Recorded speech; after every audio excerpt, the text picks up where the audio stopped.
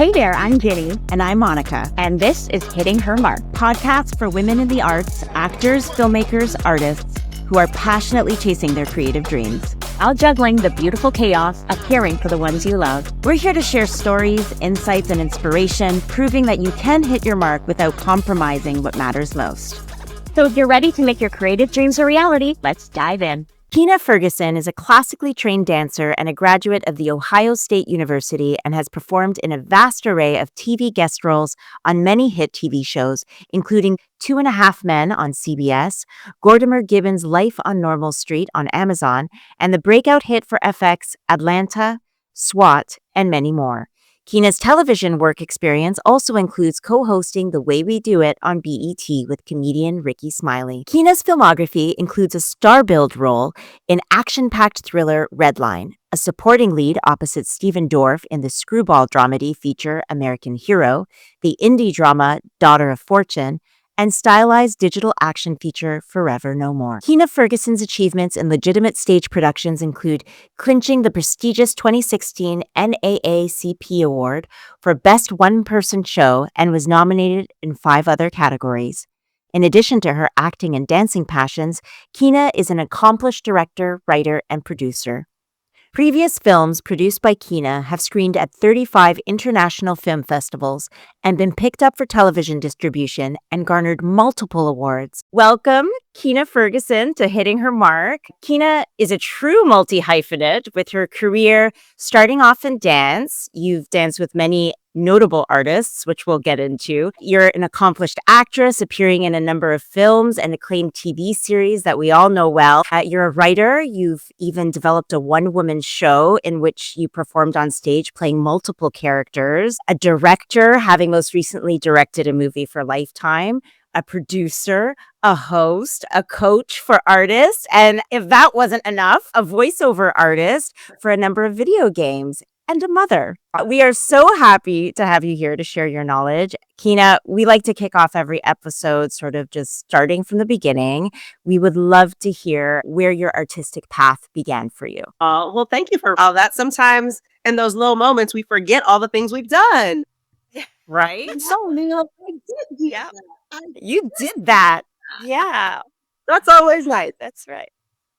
Well, I'm from Jefferson City, Missouri, the show me state. So I just feel like I was born in a place to like show out, you know? And then my mom is a professional dancer and has been forever and still dances to this day at 73. So I grew up in the dance studio. My mom danced for Dance Theater of Harlem and then started 2 dance companies at 2 different universities. They traveled. So I just grew up being in the studio dancing since I was 2, since I basically could walk. And so because my mom had such the artistic excellence on her side, it really allowed me to pave that way. And my dad, being married to my mom, was just used to my mom dancing and performing. So as I came through, it just, he didn't have any hesitation. It was just like, yep, that's her. That's what she's going to do. So I was fed. It's natural. Yes. So I was like fed and nurtured and nourished to be an artist, which was really lovely. There was always support to do that. And so I grew up doing musical theater and dancing for companies and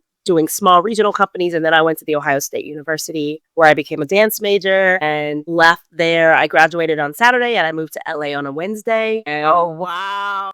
let's start my career. Let's go. And that's really what happened. My dad was kind of like, you don't want to like take the summer to maybe work or to like just, rejuvenate from college. And I was like, no, why? Like, this is my personality. Like, I know what I want to do. So why am I what's the holdup? Waiting for, right? Yeah, I love that.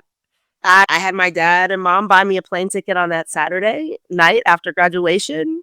And I jumped on a plane on Wednesday with like 4 suitcases and I came to LA and was like, here I am. And now I've been here 20 years. Where did you begin when you arrived in LA? Like, how did you even know where to start? Like, did you just immediately start looking for an agent? Were you networking? Like, what was this kickoff? Oh, 2 things. The summer before I went into my senior year, I came and did a quarter at UCLA for summer because I knew I wanted to live in LA. But I also was like, I don't know if my parents would just be like, sure, just go live in LA for the summer. So I was like, I'm going to take a theater course. So I took 1 theater course at UCLA over the summer, which allowed me to live in like an apartment off campus. And so I kind of got to just check out LA.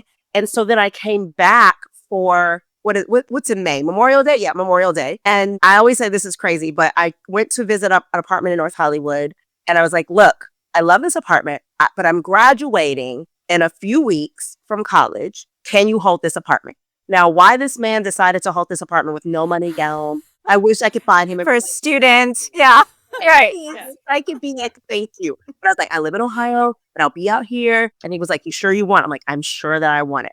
And so the morning that I flew out here, I called him and I said, I'm on my way. And he was like, all right, I have the apartment waiting for you. And so I moved into this 1 bedroom in North Hollywood, and I had no furniture. I had nothing but like my clothes. He gave me a little bitty old school TV with an antenna because I had no TV. And there were a couple of people I had met out here. And so I would sleep at their house at night because I didn't have a bed or anything. And my dad, he's horrified at this. Like, my dad could not like what was happening. But I was so happy. And my mom was like, let's just keep your dad out of it. He will just, Yeah, just let it be. I'm living the dream. The artist's dream. I was like, this is great. I'm in LA. And everything just aligned. So I would like sleep at my friend's house at night. I'd come back in the day. And during the day, I would like just kind of like get out and see the city. And I would call up friends from college. And I would say, who do you know that lives in LA? And they would go, I don't know. I think my brother's cousin's out there. I'm like, or whoever, right? Right. And I would call that people up and tell them I live in LA. Such and such told me to call you if you have any tips or if there's any way I can meet up. And that's how I started creating my circle. Oh, that's amazing. You just knew what to do. Like, just connect. Like, that's all I did. I just connected. And I wasn't afraid to make the call. Like, hi, I'm a dancer and an actor for sisters, cousins, best friends that I call you. And they'd be like, okay, yeah. And so ultimately what happened was there were a couple girls, I don't even remember their names. They were like, well, you should get out and see the city more. Like, you want to come to a party with us? And I was like, sure. Yeah. I go to this party with these girls. And from there, I met people at this party who then invited me to more parties that led to me meeting other people who have still been my friend. Some of these people I met at these parties were still my friends to this day. So it just was it was just this kind of a snowball. And about, I don't know, maybe like 4 or 5 months after I got here, I met some girls who were dancers, and one of them was looking for a roommate. And I had to tell the guy, like, I actually can't live here anymore. Oh, that's okay. And how did he take it? I wish I could knew this man. He was like, okay. Like, he didn't charge me extra. He wasn't like, you're breaking a lease. And so I moved in with another girl who was a big time dancer, and she had a 2-bedroom. And then from there, I just started dancing and booking jobs. And then I booked my first co-hosting series about 9 months later, maybe, or 8 months later, something like that. Like, truly, you're living the dream. Yeah, this is what we all wanted. Listen, I had the best time. And we just recently kind of really told my dad that, like, I didn't have furniture because my dad would have like bought the furniture. But I told my mom, I was like, Mommy, don't tell Dad. Like, I'm fine. Like, I'm fine. Yeah. Like, I'm not going to be sitting at home. I was, 22. I'm in the streets and I'm like seeing things. So it's fine. I got a bed. You're safe. Yeah. Bought somewhere safe to stay. I have a bed. It had security. It was gated, and then I was meeting friends. So they would come over and we'd make pallets on the floor. And then I had a bed in my bedroom and we would hang out. Like, it was great. Yeah. Yeah. It sounds like fun. I want to do this. Yeah. Okay. So tell me about the first hosting opportunity. So you were doing some dancing, and then you get this opportunity to co-host. It was The Way We Do It. I believe that's the one, right? With Ricky Smiley. Yeah. Okay. So I'm sure you had to meet with people, audition or try for it. Tell us a little bit about that process. How did you get there? Well, I crashed that audition. So that was not an audition because I had no way. I love it. Yeah. So someone that I knew, a girlfriend of mine who is like a really famous dancer now, but at the time we were really close, and she was like, oh, I'm going to this audition. And I was like, oh, they need dancers who can act, like, to help. I could do that. So I just showed up and I signed in and I just acted like I was supposed to be there. And so I did the audition and then I got the callback. So I go for the callback, and one of the producers was outside afterwards. And I remember just chatting him up. And then he was like, you did great, blah, blah, blah. And we're chatting. I'm sure there was like flirting on his end or something. I don't know. But like, he gave me his card. Yeah. And then I literally would call him like 2 days later, like, hey, did you guys make decisions yet? Like, I really want it. So I hope you guys, go with me. Like, now I would never do that now. But I had no filter. I had no, Yes. it was just like, yeah, Naive confidence.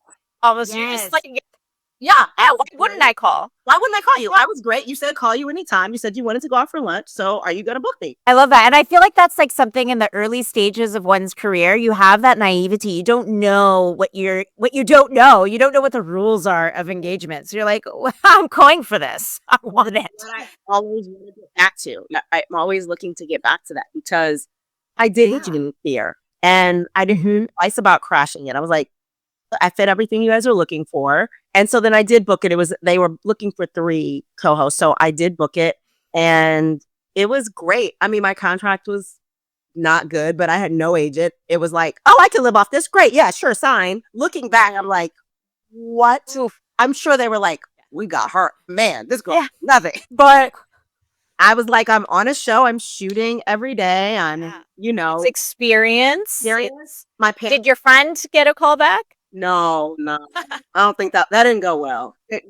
Did this then, Keena, lead to getting an agent or? Yes, it did. The show, I only did the show for a season, but it did lead to me meeting with like some managers and some agents. I think what it did first is I think I met with a dance agent first, got signed with my dance agent, and then it kind of snowballed from there because I was on TV every Thursday at 7:00.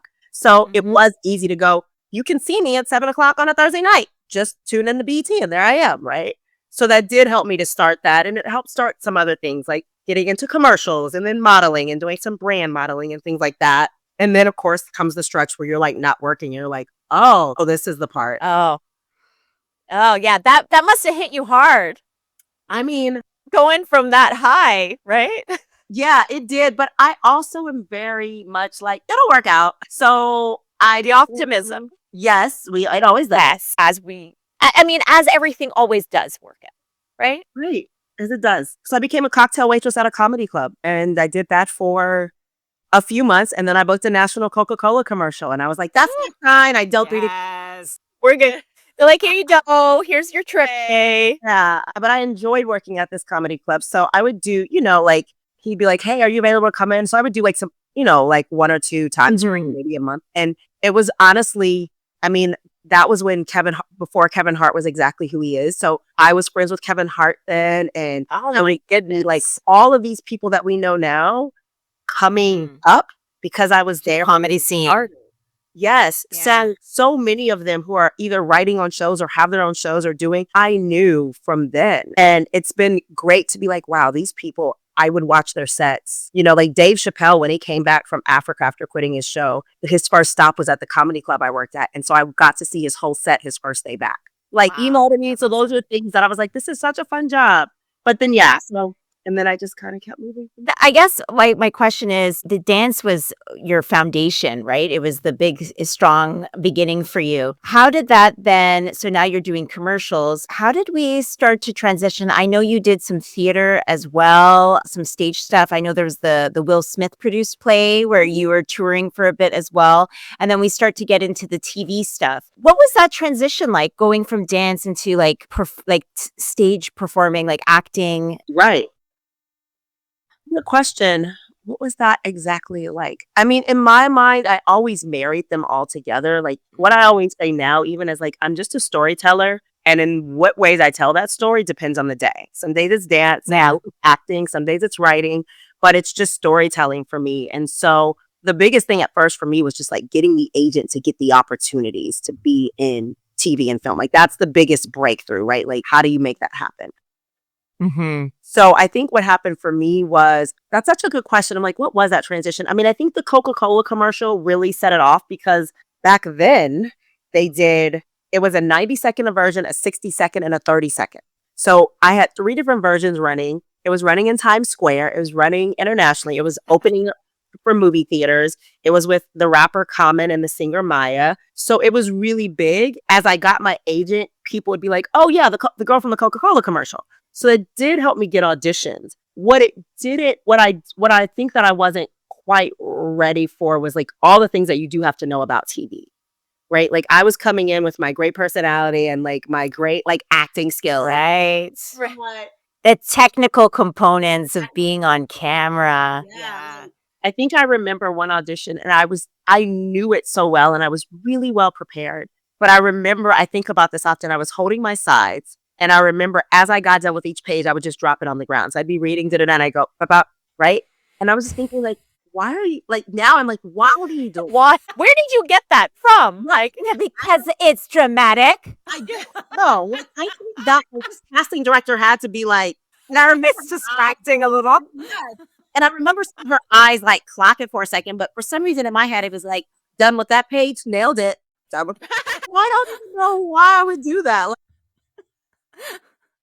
Won't need that again. so, there were things that I just needed to learn. I mean, I had already been doing a lot of theater, so, and I would get good feedback like, oh, she did a great job. But, casting directors aren't going to be like, she probably shouldn't drop her papers when she's done. They just kind of like, did a good job, but that's it. And so I started being like, what's? And so then I started needing to like really kind of finesse. But in the meantime, I was creating. So I created a 3-woman, 1-woman show with 2 other girls, and we ended up touring that show. We wrote it, we directed it, we produced it, we had video, all these things. And it blew up faster than we were ready for. And so I learned a big, valuable lesson that you got to know what the next steps are. Because so many people were like, this could be this. And we were having these meetings and we hadn't thought past the show because we were all new. And I don't know. So then we were like spending all these months trying to like figure out what it looked like. And by the time you get back to them, they've moved on. It's like, but it's like, if whoever, a big production company is interested in your stuff and then it's like, right, or you're like, I think a movie would be great. And here's what we come up with. It's kind of like, yeah, we'll get back to you. It's like, you didn't know at the time. You've missed the moment almost. Right. Yeah. And preparedness, opportunity, and when it's off, it's yeah. But I mean, a valuable lesson, and I'm sure it served you moving forward because you've done so many other things. Thank you.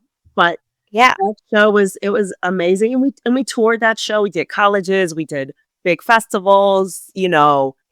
It's literally a show that like still people to this day will be like, I remember when you did that 3-woman, 1-woman show. That was so good. We just didn't know what we had at the time. So we weren't prepared for those next steps. And so the touring was great. But out of that, I created my first short film that also did really well. And then that really the ball got rolling a lot. But I think that my theatrical agents didn't understand that. Because then it wasn't cool to be creating and writing your own short films. so like doing all the things. They just wanted you to stick to a lane. Yes. So there was a lot of like, okay, I don't understand this. Are you going to be an actor or are you going to do indie? I just remember it was like, are you doing that? Keena, it's so interesting because you're ahead of your time because now in this moment, in this climate, it's so important for artists to be doing more than one thing because it's so hard to just do one thing. There's not enough there for artists nowadays. So you kind of have to sustainable, career. So you have to find ways to create work and get yourself out there, and which you've done in so many different projects, which I'm really interested in talking about a little bit too. Kai, for example, I'm not sure if it was Lyndon Passing was the first one. No. Or was it Kai? Kai was the first one that was birthed. Kai was the first one. That was birthed. So you were in a 3-woman show. Like the idea came to me before. Yes, love this. Okay, so you're the writer, producer, and you star in this short film. And it went on to screen in more than 35 film festivals internationally and was picked up for distribution. I mean, that's amazing. Can you share your experience in creating this and what it took to get it made? Yeah. So we were performing up somewhere up north, and I was in the car and I had this idea. And so I went to write it. And so I started writing it. And my thought is always how to get things done. Like, how do we move to completion? So I had this idea. I called a friend. I said, hey, here's an idea I have. I want you to direct it. And I literally just started putting the pieces together. A really dear friend of mine who's passed away now, he was like an old uncle to me. But I remember him saying to me one day, I was like, I'm almost done with my short. And he was like, well, what's almost? Get done. And I was like, I will. And he was like, well, what do you have? Is that a challenge? Yeah. And I was like, well, I have rehearsal in an hour. He's like, I guess you better get to writing. And so I finished it that night. And so I finished it that night. I called my friend Fred Thomas Jr. to direct it. He was like, absolutely. I called a friend of mine who owned a coffee shop. And he was like, yes, you can shoot here. He was like, when? I picked a date for this date. And I literally just started setting everything around those dates. So I picked the dates. I solidified all of my locations. I casted my friends. And then from there, that deadline was set. And what happens when you set a deadline? You get 2 auditions that are going to be at the same time as the short film that you want to do. And then those things. Right. I didn't. So what did you do? I did move my dates because again, I was shooting on the weekends, except for like there was like a Friday, I believe. But again, it's one of those things where you're like, I've set this. Everything is set. It's got to work out, and it did. And they were both co-stars, so they were only going to work one day anyway. So, but I did book them, and to me, that always tells me that I'm in alignment. Like, oh, you're doing exactly what you're supposed to be doing. Things are trying to hit in the way, and you're booking other things that could make you say, derail you short film because I booked. So it tells me I'm in the right way. And honestly, what I tell everybody is I'm like deadline first. Here's what I'm doing it. This is happening on this day, regardless of anything else. And everything else has to make sure that it gets done by this day. And so I think that's the biggest thing is I just lined up everything with all of my friends. I hired a friend of mine at the time who was my production manager. And we just went into production and then editing everything. And then it got into its first festival, which was like, yay. And from that festival, it just took off. And I was like, again, like, and a guy named Tim Reed, who's a very old school actor, saw it. And he was like, can I kind of ambassador your film? I don't really know what that meant. But basically what it meant was any film festivals he was asked to speak at or teach at, he would take my film and say, you also have to screen this short. And so, well, oh my gosh. And have to might be strong, but it was like a strong encouragement. Like, you should check out this young filmmaker. You should screen her film, I should say, That's fantastic. I feel like there's so like all of your stories just like, well, I just did this and then it snowballed. I just did this and then it just took off. Mm-hmm. So many like signs and symbols that you're just like, you're on the right track. You're doing the right thing. Yeah. And it's such practical advice to just be like, set a deadline. That's it. Yeah. Set a deadline and you're rising. You're making yourself rise to the occasion. You take on the challenges when anybody says, hey, well, Yeah. Yeah. Because I love that. Yeah. I didn't have the money. I didn't have it was like, I don't know, it'll probably cost me $5,000 to do this. I don't have that. But I was never afraid to ask. And so my friend who gave me the coffee shop, I was like, well, I need like a room that's like an office building type room. And he was like, he was in real estate. So he's like, I have a friend who has a building that hasn't been sold yet. Let me see. And then I was like, this would be perfect. And he was like, when does she need it? And I was like, date. And they were like, sure, she can use it. And so it was just kind of like, and then we used a friend's apartment for another. So it was just making it happen. Yeah. And so then the film just kind of took off. And more than anything, I think it taught me that I really was a writer, because people would ask me about the writing and I'd be like, oh, no, I mean, I wrote it, but just because but I'm not a writer. No, I'm not a writer. I just wrote it because I needed an outlet. But like, and I had to train myself to be like, no, you're a writer. You wrote a film piece asking about the writing. That means you're a writer. And a producer. And a producer, because you're the one driving this project forward. You're getting all the resources together to get it made. And it sounds like that's something that is really strong for you, Keena. Like, you're obviously very resourceful. Like, you're not afraid to reach out to your connections and see, how people can pull together to help get this thing done, which is amazing. Yeah. I also want to talk about Keena Unbranded. And I might be taking us all over on the timeline here, but we're just going to go with it. Go with that. No. Because I love that even on your I was looking at your website and you describe it as your most challenging but most accomplished feeling as an actress. You play over 10 different characters. You intertwine dance and music into this show. It's a theater production. What was, again, I am always curious what the driving force is behind someone creating, a show. But what was your experience on this one? Because it sounds like it was really personally fulfilling for you. It was. I was a friend of mine I just saw last night whose one woman show is premiering at the Geffen in the fall. And she was saying how challenging. And I said, it was the most challenging, but it's still like when you talk about it, I'm like, God, that was so rewarding. God, I loved everything about that process. Like, I feel so good when I talk about it. So to answer your question, I never thought I'd do a one woman show because that's not something I was kind of like, feels a little like, I don't need that. Right. But um, I don't know. See, it seems like a lot of work for, I don't know. Yeah. No idea. I have no desire to do that. And then one day I was like driving and I was like having these, I write a lot of poetry and I was thinking about all these stories from my life and just living in LA and things. And I was like, God, that feels like a one woman show. And so I kind of just started piecing them together. And it really was just a feeling like, it feels like you should do a one woman show. Like it feels like that's your challenge. That's your next challenge.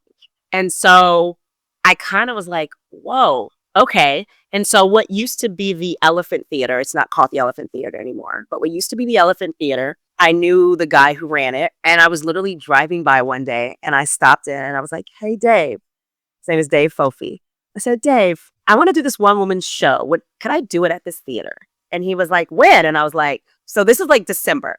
I was like, March? He was like, when in March? And I look at the calendar. I'm like, I could do these 2 weekends. He was like, I could give it to you for those 2 weekends. And I was like, okay, great. He was like, great. We could sign a contract on that. I was like, great. And then I was like, now I got to finish writing the show. Now I got to make a show. Got to do it now. And so I did have a bunch of stories. They were all stories of my life, right? Of just different fun things, interesting things, whatever, right? So I had them. So I remember over Christmas just writing.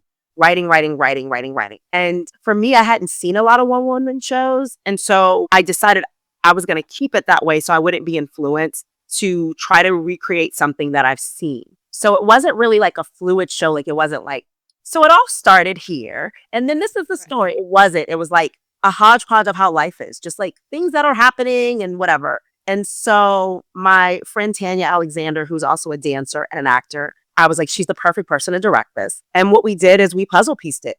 We would just we would lay out like all the stories and be like, what goes where? It was just like a puzzle piece of like, how do we make this into something that flows or put them into sections? So that it took us a while to do that. I knew I wanted dance involved. So I hired a couple friends to like create pieces for me that I could dance. And then I hired live musicians. I knew I wanted live music. So yes, people to do live music. And then we just worked it. And then I worked with a lot of different people to create characters, like to get really invested in my body. Like how does the grandpa look different than the 6-year-old kid, look different than how does the voice? So I just worked really hard on all of those things. And I feel like it was so challenging because I'm like, if you're going to call yourself Keena Unbranded, then you damn well better be unbranded up here, you know? And so it was all immersive. Like everything I did every day was like memorizing or like running on the treadmill, saying my lines to make sure I could keep up with dancing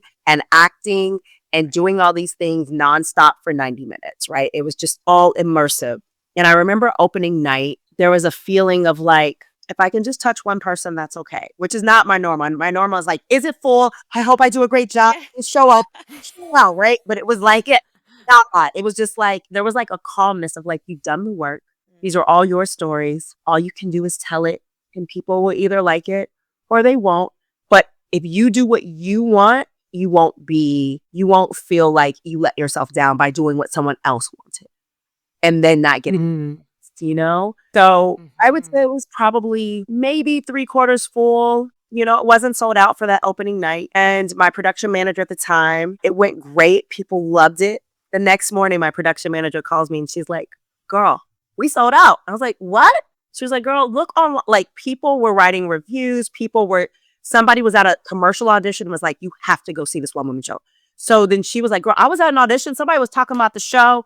We sold out. And from there, we were like, sold out, people sitting in aisles, turning people. It was like crazy.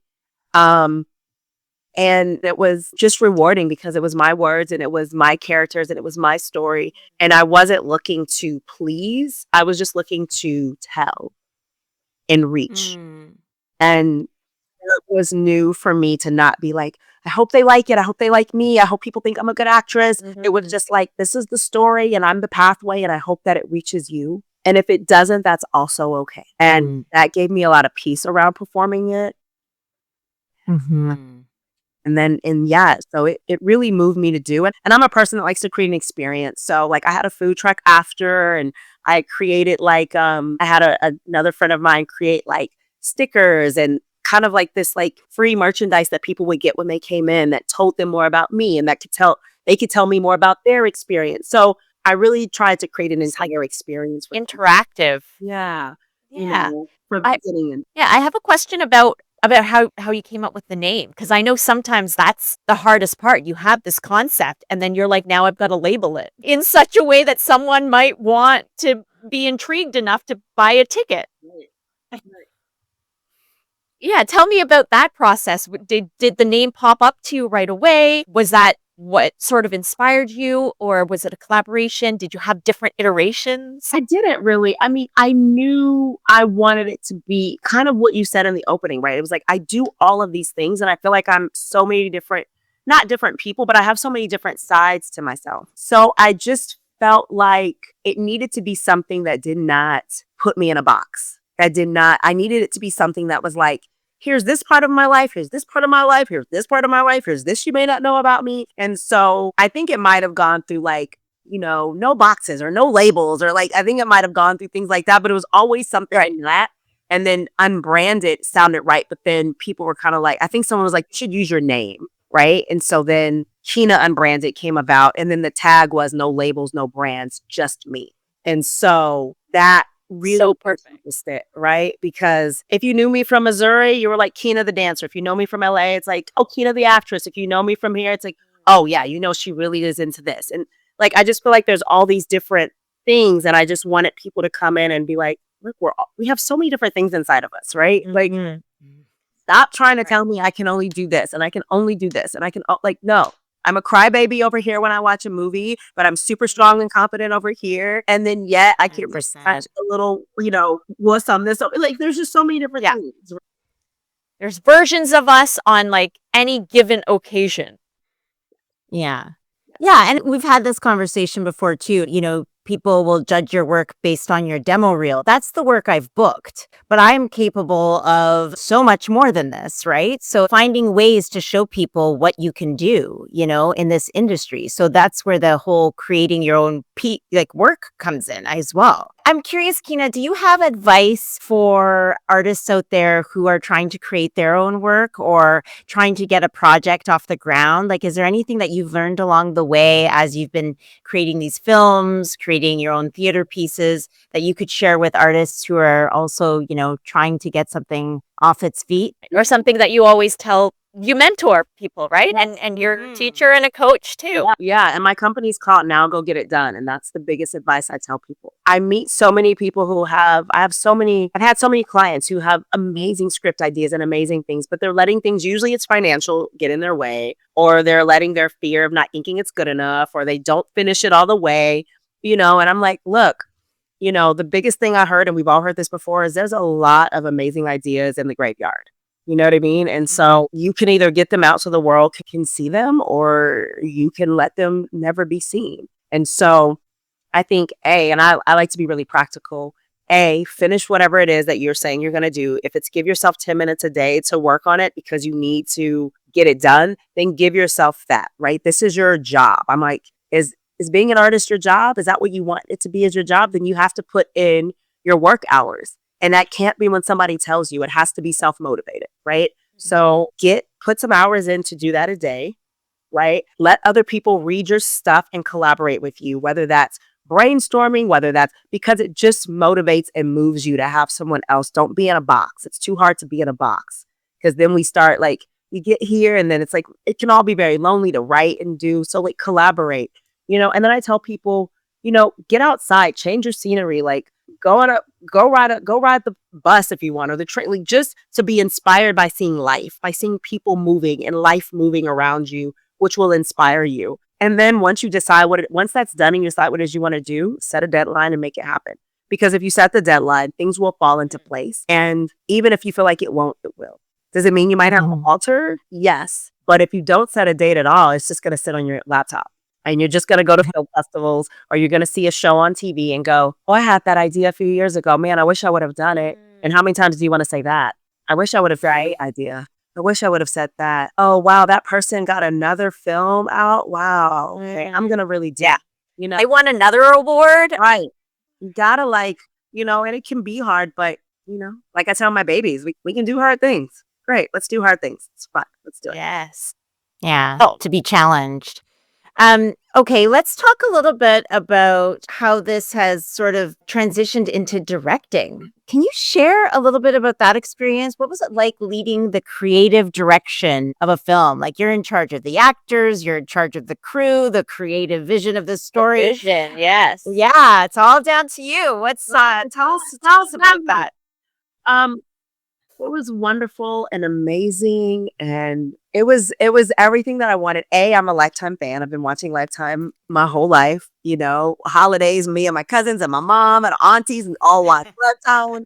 You know, I've been a Lifetime fan forever, and that was actually one of my goals. Was either I was like, I need to be in a Lifetime movie, or as I started directing, like I should direct a Lifetime movie. And so, getting the opportunity to do the final movie in the single Black female franchise was it was definitely a challenge because they have the same director for the first 2 films. So I'm coming in to lead the last one based off another director's vision for the first 2. And, you know, there's definitely like people kept saying like, are you excited? And I was like, I am excited, but more than anything, I was like, there's work to do. So I just have to get in and get this work done. Like, yes, I'm excited. Focused. Yes. There's like a focus that I had to have.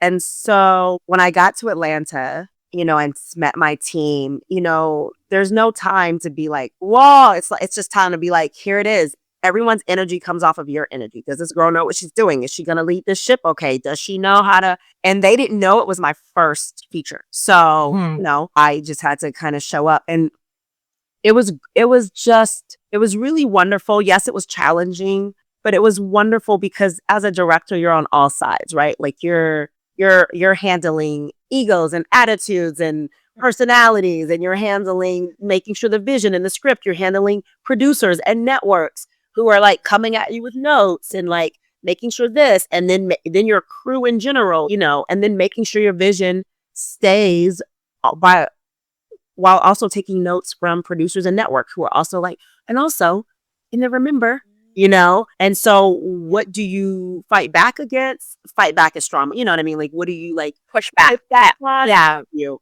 Yeah. And what do you say? This isn't a hill I want to die on. That's fine. You know, finding that, you know, finding that balance. And it was truly wonderful because no matter what obstacles came up, every day I was like, you know, my team would be like, okay, so I want to tell you something's happening today, whatever the, you know, thing would be. And I'd be like, okay. I'd be like, so I'm like, I'm fine.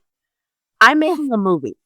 I'm getting to direct a Lifetime. Like, it's going to work out. It's going to figure itself out, you know. And my line producer was great at that too. He'd be like, I mean, it's not like we're not going to finish the movie. I'm like, exactly. So, you know, it'll work out. Let's just get to it. Yeah. Do it. You know, and the beautiful thing about working for a network is they have a whole team of people. I'm like, let's do your things. Ask someone else. Isn't there a department for this? It's like I could say, well, this is what I want. I want bop, bop, bop. And I think that's the biggest thing is being really clear. I could be like, okay, great. We have to make an adjustment. Here's what I need, want, what I can live with, what I can live without. And these are my things. Now people can go and then they can come back to me with options or choices or whatever the case is. So it was glorious, and it was so fun, and it was exactly what I wanted it to be. Oh, that's wonderful. How was the casting process? I'm always curious as a fellow actor. Yeah. How did that happen? Like your involvement with the whole process? I was involved in all of the casting except for obviously the leads from the franchise. And I keep saying I'm gonna like do some kind of like workshop on this because as a director now, I'm learning so much about acting. You know what I mean? Yes. There's looking for and what we see. The casting process was really good, and it's funny because there's so many people audition who I knew. You know, so you're like, they were probably like, Keena's directing. I've got such a good chance. yes. I'm like, but I also know like 20 of you guys, and I can't cast 20 people. I would say some roles were easier, right? Some roles, people just come off the page and you see it, and then their opening line, you're like, yes. It's just like a feeling, or it's just someone captures. I always say someone can capture the essence of that character in their opening. It doesn't take them to get through 5 or 6 lines, right? Like you just get it. Interesting. Like I had an actor for a television show, an episode I did last year. he wasn't technically what we saw in our minds. It was a recurring character. He wasn't what we saw in our minds, but when I watched his tape, the way he opened, I was like, A, he made me laugh, but B, I was like, this is the guy. And I kept watching it. I'd watch other people who looked more like the part, and I kept going like, this is the guy. And I had to fight for him because, they were kind of like, we wanted someone more. And I was like, this is the guy. No, this is the guy. And then he killed it. And the network was really happy with him. There was like an essence that just was like, that just oozed off from the beginning. That's like, I understand who this person is. I'm not trying to be this person. I just am this person. I just am this person. Mm-hmm. So there's that. And I will say, like, which also shows how important that first 5-10 seconds of your self-tape is. Yes. It is. Anyway, sorry, continue. No, you're right. It is. And sometimes there really is just that ineffable thing that it's either it's you Right. or it's not you. So like, you can jump up and down and cry and not cry and storm off all you want. Right. But at the end of the day, it's not up to you necessarily. Right. Yeah. I mean, and so there were a couple roles we had a hard time casting that I kept going back to casting, going, I need more choices. And that character, she was like one of the other leads in this, but she had kind of a dual personality. And so what I found interesting in that is that some people, even though they didn't know what was really all happening, you could only see one side of them. And it's really, to me, important that when no matter if it's a couple pages, that we can see an arc in you as a character, especially if you're going to be what an entire movie, because we need to know that you can hold this whole movie and go on a ride. And I go on a journey. Yeah. It straight, as opposed to letting them see, oh, this girl could also do this. This guy could also, I could see this other side. I can see how he can arc that.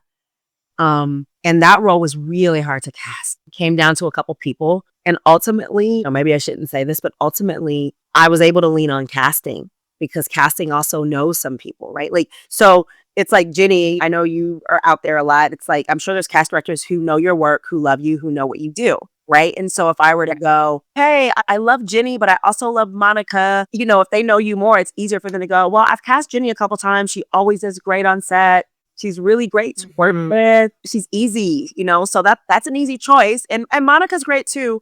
I haven't worked with her as much, but Jenny's great. Right. And so. Yes. But it's so true. These relationships, and you can tell even as actors, right? Who calls you in, right? The people that call me in all the time aren't necessarily the same people that call Monica in all the time.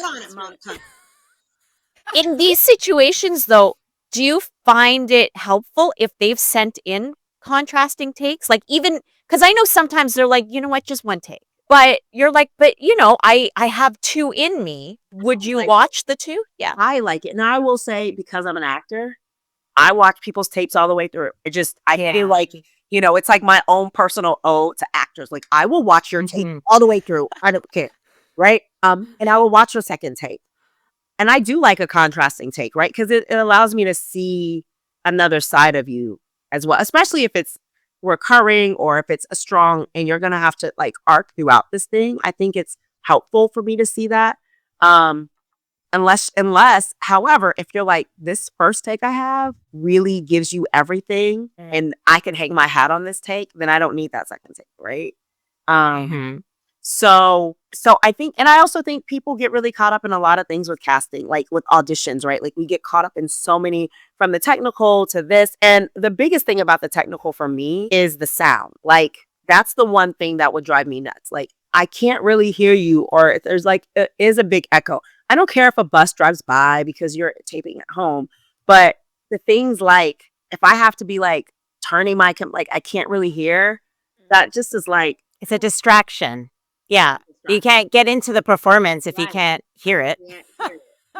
Yeah. And I would say, I saw, people do a lot of funny things on slates or like whatever. And it's like, some things are fine, but some things are like, I don't know why you're doing that, Too far. Too far. When we say we want a bold choice, we didn't want that. Yeah. But I really enjoyed the casting process, because the other thing I can see is you can see how like people fall into a rhythm, right? And you're like, okay. And then when someone does pull you out, not that they did something so out the box, but there's just an essence that they tapped into that is just built into the character that you're like, right? And I think the other thing with casting is like watching it from a director's point of view. Yes, you're looking at, will these people match up? But I'm usually thinking about that second. Like, I'm not thinking about that first, right? And I was looking at people going, they're not right for this, but I could cast them for this. And so I think that's another thing that people forget, right? When we always say win the room. And to me, what that really just means is like allow them to see you that they want to book you on something. And so there were some people that I was like, I definitely am going to work with this person. Or like I moved somebody to a different role because they did a great audition, but they weren't right for, I was like, they're just not right for this. They could be right for this. And then I pitched that to the network and the network was like, yeah, I could see them as that. Sure, cast them as that. So there were people who were like, oh, I didn't even audition for that. Like, yeah, but I could see you in that. I got you. I got you. So yeah. And did you find that being an actor also helped you as a director in terms of working with the actors and providing direction? Like, there's a shorthand there that a non-actor's director would have, maybe? 1,000%. 1,000%.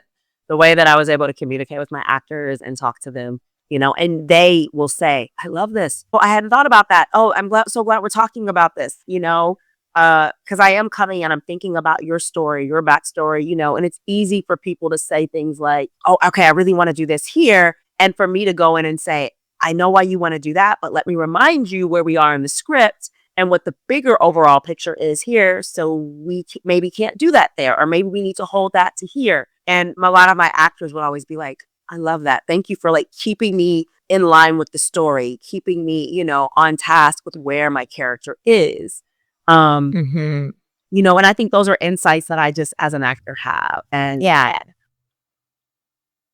And then also allowing my actors to play more too, right? Like I'm like, here is what I want. This is what I want to see. Da-da. Anything outside, go, do your thing.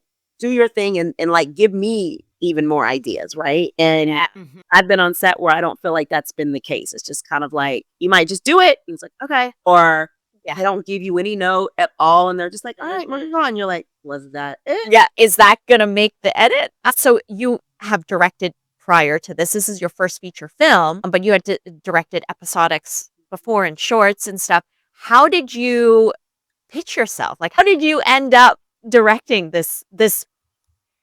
It's a feature at a pretty big network, and it's part of this pretty big franchise, right? How did it land for you? Well, I am. Or how did you land it? Well, I am repped as a writer-director. So I have literary managers who are awesome. So this came about because they knew that this project was happening.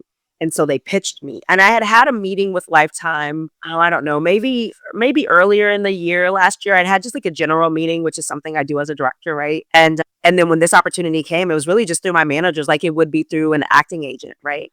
They pitched me and, you know, we have all my materials, all that happens. And then I got the call. And I will say that call that day was like, my husband came in. I was like, like, you know, he's like, you got the, you know what I mean? So it really was just as simple as that. But I say as simple as that because I did have the work and I was always creating and still directing things. So I had the reel to back things up. I had other work in the pipeline, right? Like there wasn't like I had just been sitting around saying someone, like I was still doing things to show like I can direct these things, you know? And I think that's always helpful when people are seeing that you're constantly creating the, you know, different work, you know. I mean, I had films that were going around festivals all last year, one that was an Oscar qualifier, and those things are like, oh, okay, yes, there's this. So being able to constantly show people how I'm moving as an artist so that people have something to look to as opposed to something talking about from 4 years ago. It's so interesting. It's like busy begets busy, right? Like if you are busy, keeping yourself working, like you said, is that time where you booked those two roles while you were producing and putting on, you know, it's of course that happens that way. It's because you're not like overthinking the other stuff because you're so entrenched in this, you're already fulfilled and you're working. And so when those other opportunities come in, you know, you bang them out, whatever. And that's when it works out, you know, it's so funny how that works. Yeah. And I don't know if I'm busy, like, and I always like to say like busy, like intentional though, like intentional things that you want to do. doing. Yes. Or as opposed to like, because I know a lot of people who are just busy doing, and I've been that person. You're just like busy doing a bunch of things that aren't leading to anything, but it's just like Right. busy, busy, Yeah. busy, busy, right? Busy starting stuff and then getting too busy to finish it. Yes. Yeah.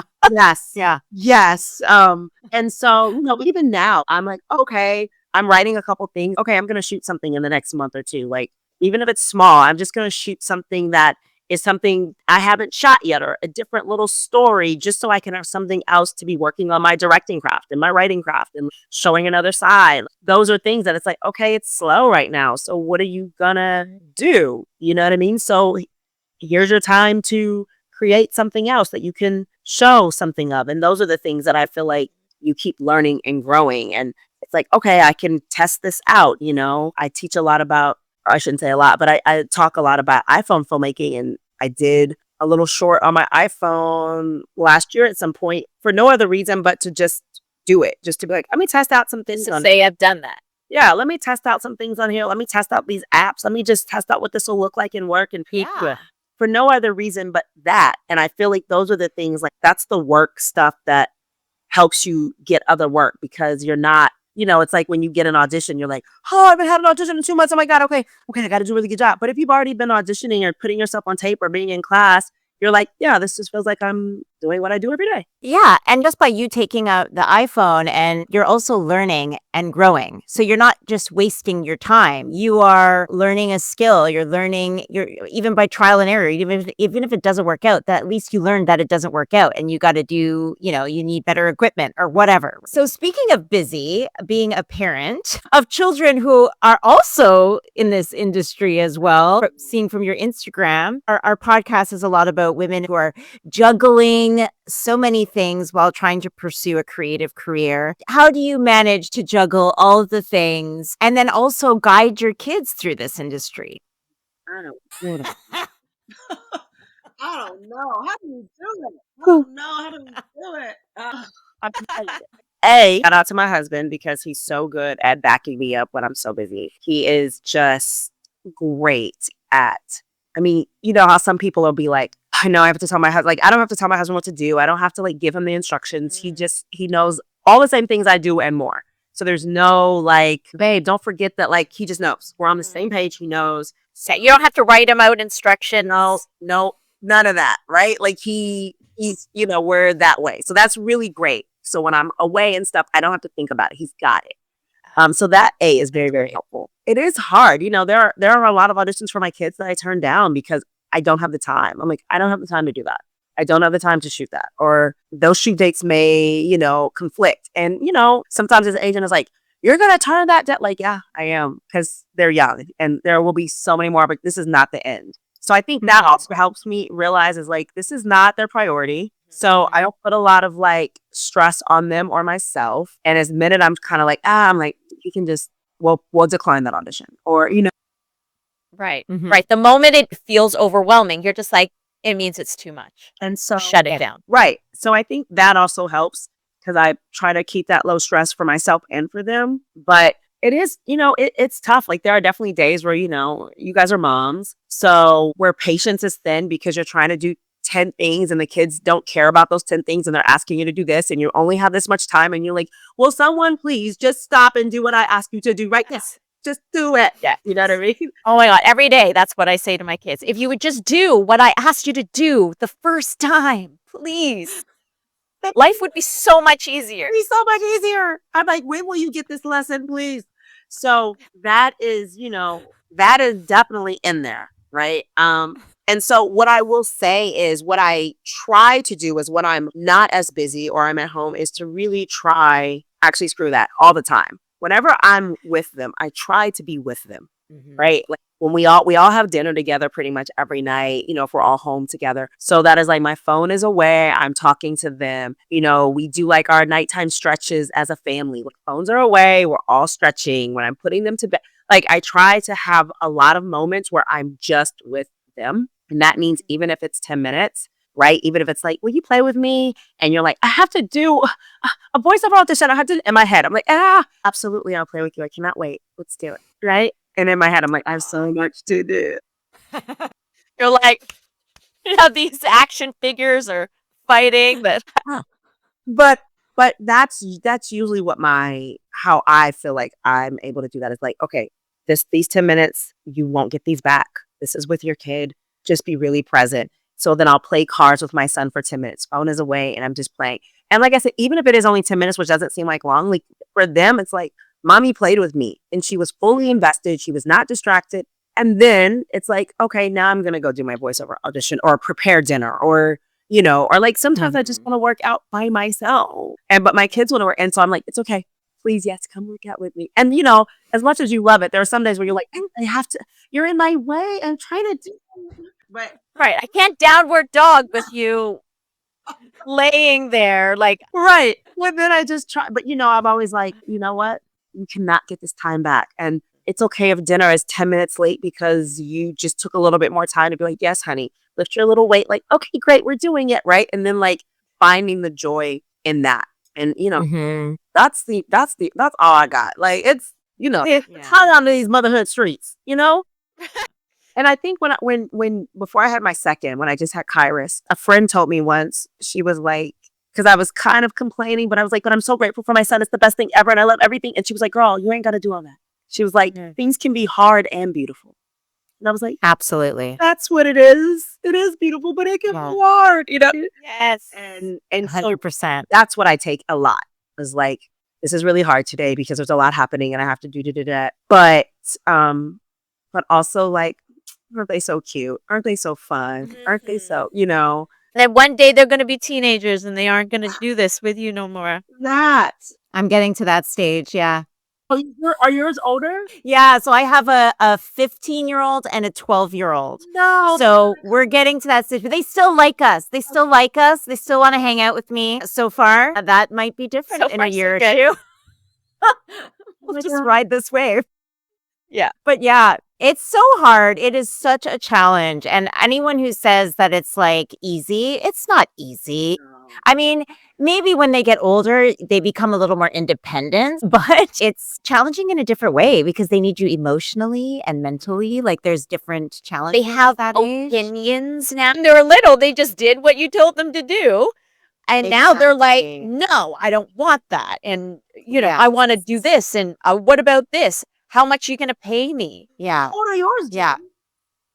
I have a 9-year-old and an 11-year-old. Yeah. So they're just sort of like on that cusp of where they're still really struggling with, and I have 2 boys and they're really struggling with finding their independence and, but still being little kids and needing us quite a bit. Yeah. And, you're kind of like, okay, I want you to know how to do this and be a decent human. Right.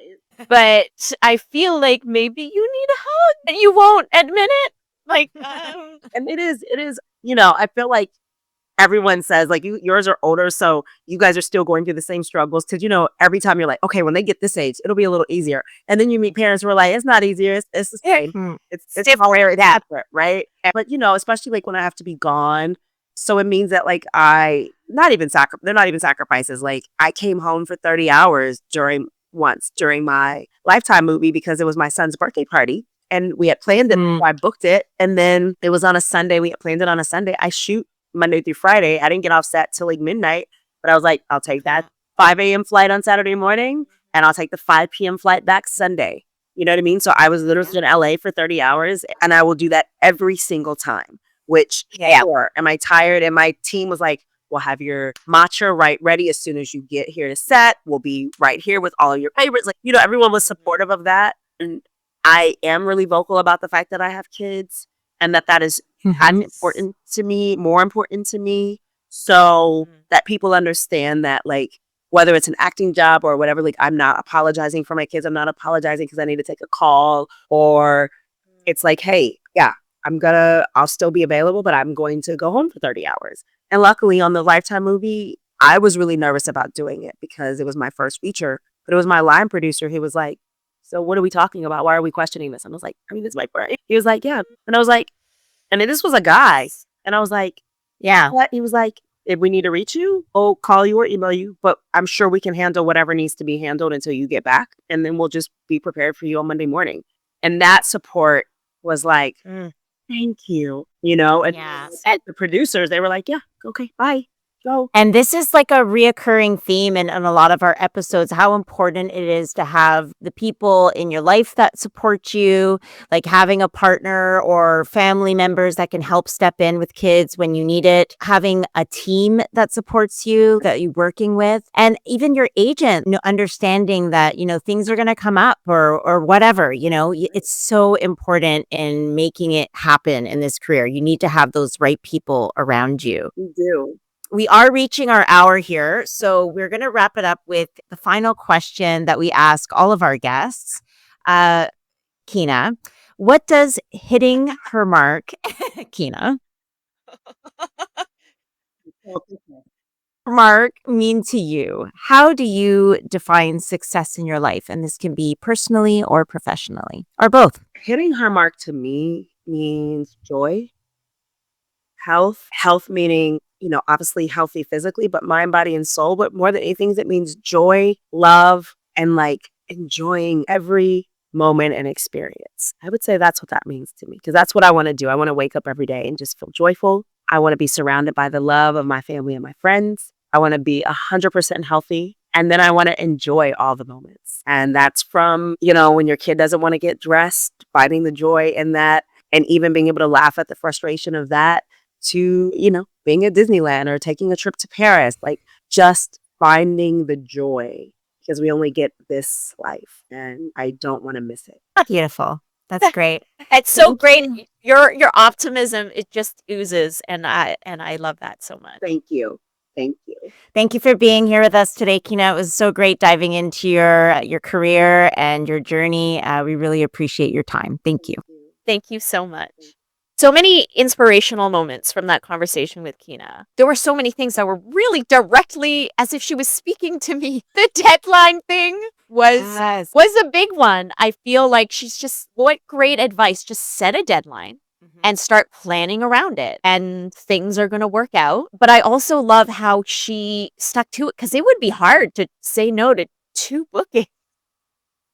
Yes. Or, like an indie project that you're running. Like, I feel in my head, I'd just be like, oh, well, I can just like push it a day. But I guess once you put all that work in, being the producer and lining everybody up, like that's a lot of work to try to reschedule. So much work. And I love the deadline thing too, because she even says no matter what comes up, she's committed to the deadline. And that thing of done is better than perfect, right? It's like, just get it done. So I really like that, the term we coined at the end there, deadline driven. So I think I want to use that. Just set yourself a deadline and strive towards it. And she's also one of those, common theme we're seeing against many episodes. The people who are not afraid to reach out and ask people for help, use the connections that they have. Hey, you've got this coffee shop. Can I, tape my movie there? Hey, you've got this, building. I need to shoot a scene there. Is that okay? Hey, I need,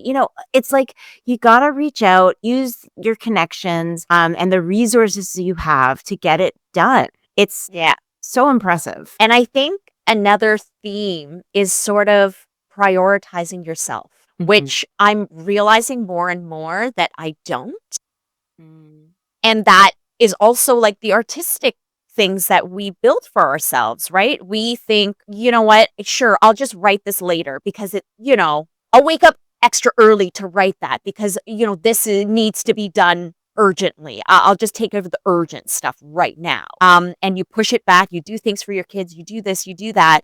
And then next thing you know, you're left with, pieces of yourself. And you're like, how am I going to write now? Right? Yeah. It's 3 a.m. in the morning. What artistic flow is coming right now? What quality work am I going to do? And it's the same thing with had I set a deadline for doing something and I had bookings, I'd probably be like, well, they're not going to change the days they're going to shoot because they have this huge production. I must change my way. But I love how she prioritizes, no, I said that I was going to do this and I'm going to do this. And then look how far she's come, right? Who knows what would have happened if she had just been like, oh, it's co-stars, I'm going to do this thing. And then she never ends up making her short film and all this stuff. Like she's just had such tremendous success sticking to her guns. And I think that's a lesson for me to learn. Yeah. And she knew early on in her gut, she was not a person to sit still. Like, she just is a doer. So she was also dipping her toes into so many different creative outlets. Like, it wasn't just about acting. It wasn't just about dancing. Now it's directing, it's producing, it's writing, and not being able to at first refer to herself as a writer. It's like she couldn't claim that. It's like, no, but you wrote the thing. You wrote the thing. And then not only did you write it, then you got it made, and then you acted in it. She's so impressive, and it's really inspiring, honestly. Like, talking to these artists who are doing so many different things. It is a reminder that you can do it too. And you got to put your fears aside and just give it a try and see, what you can make of it, because it's really inspiring me. Doesn't it inspire you, Jenny? Don't you feel like? Yes, I'm totally inspired. I'm like, oh yeah, I do have a lot of just like ideas, right? How she was just talking about like, and then somebody else is doing the thing. And I'm like, that hits home. Totally. Yeah, I've done that. Whether it's like books or short stories or, anything. It's like, okay, great. I don't know how to write a screenplay. Write your story. You know how to write a story. Yeah. Yeah, it's true, because you can start with writing a story and then, finding a screenwriter to help you adapt it to screenwriting, right?